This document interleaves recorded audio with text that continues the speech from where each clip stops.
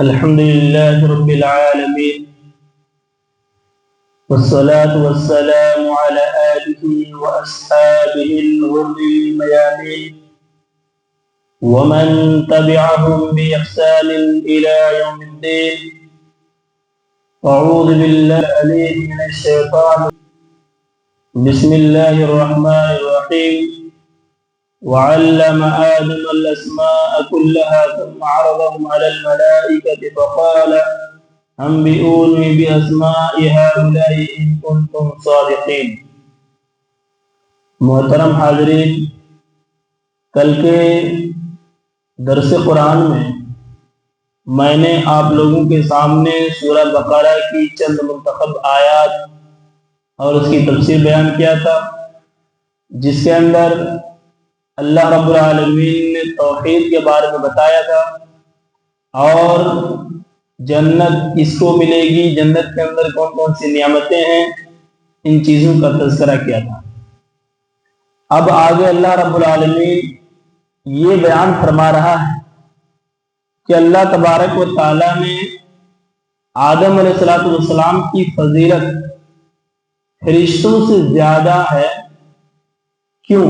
کیا ریزن ہے، کیا وجہ ہے کہ فرشتوں سے زیادہ مقام، فرشتوں سے زیادہ فضیلت حاصل ہے آدم علیہ السلام کو؟ تو ان چیزوں کے بارے میں اللہ نے فرمایا کہ وَعَلَّمَ آدَمَ الْأَسْمَاءَ كُلَّهَا عَرَضَهُمْ عَلَى الْمَلَائِكَةِ وَقَالَ أَنبِئُونِي بِأَسْمَاءِ هَؤُلَاءِ إِن كُنتُمْ صَادِقِينَ. فرشتوں سے زیادہ آدم علیہ السلام کو توفیق اس لیے حاصل ہے کہ اللہ تبارک و تعالیٰ نے آدم علیہ السلام کو چند نام سکھلائے. کچھ نام اللہ تعالیٰ نے آدم علیہ السلام کو سکھایا. سکھانے کے بعد وہی نام فرشتوں سے پوچھا کہ اگر تم سچے ہو تو ان چیزوں کا جو ہے نام بتاؤ. تو فرشتوں نے کیا جواب دیا؟ قالوا سبحانك لا علم لنا الا ما علمتنا انك انت العزيز الحكيم. فرشتوں نے جواب دیا، اے اللہ تیری ذات پاک ہے، ہمیں اتنا ہی معلوم ہے جتنا کہ تو نے بتایا، یعنی ہمیں اس کے بارے میں جانکاری نہیں. اس سے کیا پتا چلا؟ اس سے ایک نقطہ سیکھنے کو ملا، ایک پوائنٹ ملا. اگر انسان کو کسی چیز کے بارے میں نالج نہیں ہے، جانکاری نہیں ہے، تو یہ کہنا چاہیے کہ وی ہیو نو نالج، میرے پاس نالج نہیں ہے. یہ کہہ دینا بھی ایک طرح کا علم ہے.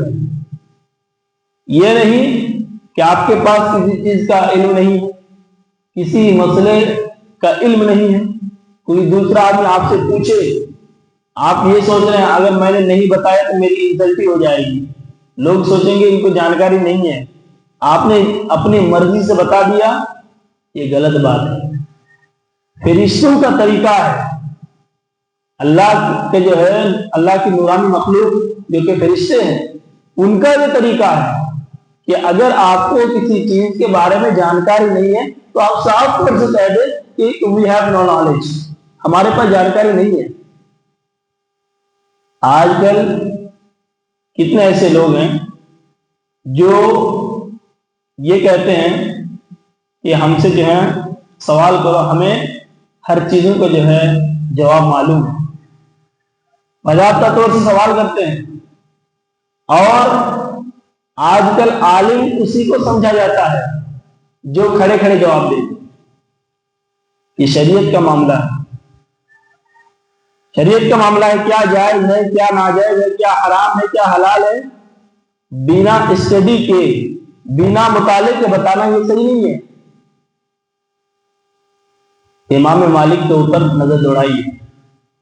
امام مالک رحمہ اللہ سے 40 سوال کیے گئے. 40 سوالوں میں 39 سوال پہ کہا کہ لا ادری، ہمیں اس کے بارے میں معلوم نہیں.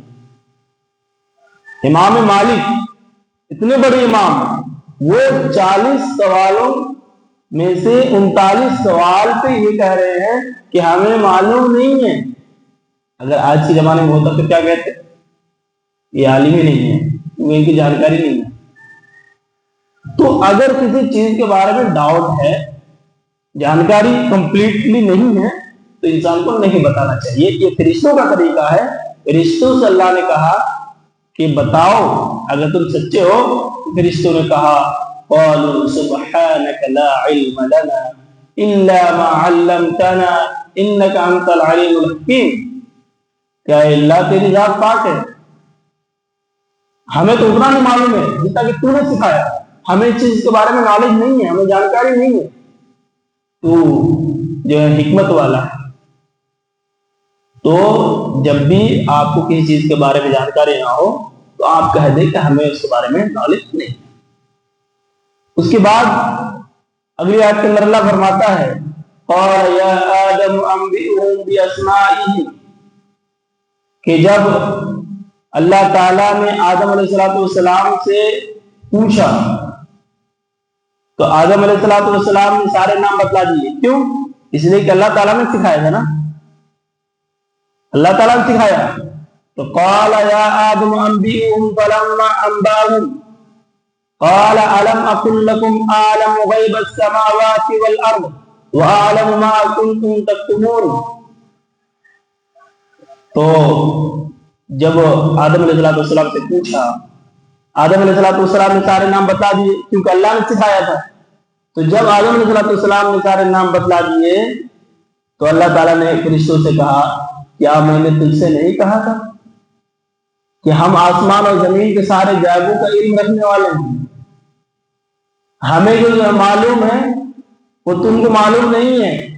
میں نے تو یہ بات کہی تھی، ہمیں وہ چیزیں معلوم ہیں جو تم کر چکے ہو اور جو کرنے والے ہو، تمہارے دل کی باتوں کو جو ہے ہم جانتے ہیں۔ تو آدم علیہ السلام کی فضیلت اس لیے حاصل ہے، رشتوں سے زیادہ آدم علیہ السلام کی فضیلت حاصل ہے کیونکہ اللہ تبارک و تعالیٰ نے آدم علیہ السلام کو نام سکھایا۔ اب آگے آدم علیہ السلام کا واقعہ بیان کیا جا رہا ہے کہ جب اللہ تبارک و تعالیٰ نے آدم علیہ السلام کو پیدا کیا تو اللہ تعالیٰ نے فرشتوں سے کہا کہ آدم کو سجدہ کرو۔ فرشتوں نے آدم علیہ السلام کو سجدہ کیا لیکن ابلیس نے نہیں کیا، اچھا ایک بات بتائیے کہ یہ سجدہ کیا جائز ہے؟ اس کو بولتے ہیں تعظیمی سجدہ۔ یہ سجدہ اب جائز نہیں ہے۔ اللہ تعالیٰ نے آدم علیہ السلام کے لیے یہ بات بس رکھی تھی، ورنہ ابھی کوئی بھی انسان کسی آدمی کو سجدہ نہیں کر سکتا۔ یہ شرک ہے، اللہ کے علاوہ کسی کو سجدہ کرنا یہ جائز نہیں ہے، یہ جائز نہیں ہے۔ اس کو بولتے ہیں تعظیمی سجدہ، یہ صرف آدم علیہ السلام کے لیے خاص تھا۔ لیکن اب کوئی آدمی کسی کو رسپیکٹ دینے کے لیے، کسی کی عزت کے لیے، کسی کی تعظیم کے لیے سجدہ نہیں کر سکتا۔ وَإِذْ قُلْنَا لِلْمَلَائِكَةِ اسْجُدُوا لِآدَمَ فَسَجَدُوا إِلَّا إِبْلِيسَ أَبَى وَاسْتَكْبَرَ وَكَانَ مِنَ الْكَافِرِينَ، کہ اللہ تعالیٰ نے فرشتوں کو حکم دیا کہ آدم کو سجدہ کرو۔ تمام فرشتوں نے آدم علیہ السلام کو سجدہ کیا لیکن ابلیس نے نہیں کیا، انہوں نے انکار کر دیا اور وہ کافر میں سے ہو گئے۔ اچھا ابلیس نے کیوں نہیں کیا سجدہ؟ ابلیس نے آدم علیہ السلام کو سجدہ اس لیے نہیں کیا کیونکہ اس کی یہ سوچ تھی کہ خلقتنی من نار وخلقتہ من طین، کہ اللہ نے ہم کو آگ سے پیدا کیا اور آدم کو مٹی سے پیدا کیا، بھلا ایک آگ سے پیدا کی ہوئی چیز مٹی سے پیدا ہوئی چیز کو کیسے سجدہ کر سکتا ہے؟ یہ ان کی سوچ تھی، جبکہ ایک بات غلط ہے۔ جبکہ اس کی سوچ بھی غلط تھی. وہ کیسے؟ وہ اس طرح کہ مان لیجیے آگ ہے، بہت جو ہے پاورفل ہوتا ہے آگ چاہے تو آپ پوری بستی کو جلا سکتے ہیں، لیکن مٹی بھی اس سے کم نہیں. آگ ہے، اگر آگ کو بجھانے کے لیے اگر مٹی اگر ڈال دیا ہے آگ بجھ جاتی ہے، معلوم ہے نا. تو یہ سوچنا کہ ہم آگ سے پیدا کیے ہیں اور آدم مٹی سے پیدا کیے، اس سے ہم سجدہ کریں گے نہیں کریں گے. ان کی یہ سوچ، ان کی یہ وچار دھارا، ان کی یہ تھنکنگ کیا بالکل غلط ہے. اب اس کے بعد اگر اللہ فرماتا ہے وَقُلْنَا يَا آدَمُ اسْكُنْ أَنْتَ وَزَوْجُكَ الْجَنَّةَ وَكُلَا مِنْهَا رَغَدًا حَيْثُ شِئْتُمَا وَلَا تَقْرَبَا هَٰذِهِ الشَّجَرَةَ فَتَكُونَا مِنَ الظَّالِمِينَ. کہ اللہ تعالیٰ فرماتا ہے کہ ہم نے آدم اور ان کی بیوی حوا سے کہا کہ تم جنت میں جو چاہو کھاؤ پیو، مستی سے رہو، لیکن یہ کام کرنا تم اس درخت کے قریب مت جانا. اگر تم اس درخت کے قریب گئے تو تم ظالموں میں سے ہو جاؤ گے. لیکن آدم اور حوا ان دونوں کو شیطان نے بہکایا. کیا بہکایا؟ آدم اور حوا علیہ السلام کو شیطان نے بہکایا اور کہا کہ اگر تم اس درخت کا پھل کھا لو گے تو تم فرشتے بن جاؤ گے، تم کبھی جنت سے نہیں نکالے جاؤ گے، تم کبھی جنت سے نہیں نکالے جاؤ گے. رشتے میں بہکایا، شیطان نے بہکایا اور اس کے بہکاوے پہ آ کر کے آدم اور حوا علیہ السلام اس درخت کے پھل کھا لیے. جب پھل کھا لیے تو اللہ تعالیٰ نے ان دونوں کو جنت سے نکال دیا.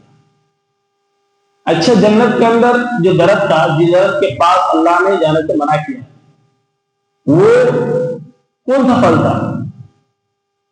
اس کے بارے میں قرآن کے اندر واضح طور پر نہیں ہے، نہ مفسر نے اس کا معنی بتلایا کہ جنت کے اندر اللہ تعالیٰ نے آدم علیہ السلام کو جس درخت کے قریب جانے سے منع فرمایا، وہ درخت کس چیز کا تھا، وہ پھل کون سا تھا، اس کا نام جو ہے واضح طور پر جو ہے نہیں بتایا گیا، بلکہ بس پھل کا جو ہے ذکر آیا ہے، اور جتنا ذکر آیا ہے ہمیں اتنا ہی ایمان رکھنا ہے. تو جب آدم علیہ السلام اور حوا علیہ السلام دونوں نے پھل کھا لیا، اللہ تعالیٰ نے ان کو جنت سے نکال دیا. نکالا کیسے؟ نکالا ننگا کر کے نکالا. جب ننگا کر کے نکالا تو ان دونوں نے اپنے اپنے شرمگاہ کو چھپانا شروع کر دیا. بعد میں آدم علیہ السلام اور حوا علیہ السلام دونوں کو احساس ہوا ہم سے غلطی ہوئی. ان دونوں نے لگاتار 300 سال تک کیا کیے؟ دعا کرتے رہے. کون سی دعا؟ ربنا ظلمنا انفسنا وان لم تغفر لنا وترحمنا لنكونن من الخاسرین. اے اللہ، ہم نے اپنے نفس پر ظلم کیا. ربنا ظلمنا انفسنا وان لم تغفر لنا، اے اللہ ہم نے اپنے نفس پر ظلم کیا ہے، اگر تو نے مجھے معاف نہیں کیا تو ہم ظالموں میں سے ہو جائیں گے. لگاتار دعا کی، اللہ تعالیٰ نے ان کی دعا کو قبول کر لی اور کہا کہ اگر تم پھر جنت کو، اگر اس کھوئی ہوئی نعمت کو اگر پھر سے پانا چاہتے ہو، دنیا کے اندر تو عبادت کرو، پھر اس کے بعد کھوئی ہوئی نعمت کو حاصل کرو. اللہ تعالیٰ نے ان کی دعا کو قبول کر لی. اس سے پتہ کیا چلا؟ اگر ہم سے کبھی بھی غلطی ہو جائے فوراً اللہ کے سامنے جو ہے جھکنا چاہیے، اللہ سے مغفرت طلب کرنی چاہیے. آدم علیہ السلام کا طریقہ ہے، جو ہمارے باپ ہیں، جو ہمارے باپ آدم ہیں، ان کا طریقہ ہے. ان سے غلطی ہو گئی، احساس ہوا اور اس کے بعد جو توبہ کی، اللہ تعالیٰ اس توبہ کو قبول کر لی. اس لیے ہم سے کبھی بھی غلطی ہو ہمیں اس غلطی کے لیے توبہ کرنی چاہیے. یہ آدم علیہ السلام کا یہ واقعہ تھا. انشاءاللہ اگلے درس میں آپ لوگوں کے سامنے بتایا جائے گا یہ گائے کا واقعہ، جس واقعے کی وجہ سے اس سورہ کا نام ہی سورۃ البقرہ، بقرہ میں کیا ہوتا ہے؟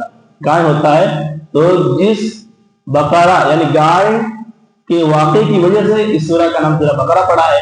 انشاءاللہ وہ واقعہ آپ کے سامنے اگلے درس میں رکھا جائے گا۔ اللہ رب العالمین سے دعا ہے اللہ رب العالمین ان آیتوں کو سمجھنے کی توفیق عطا فرما، آمین۔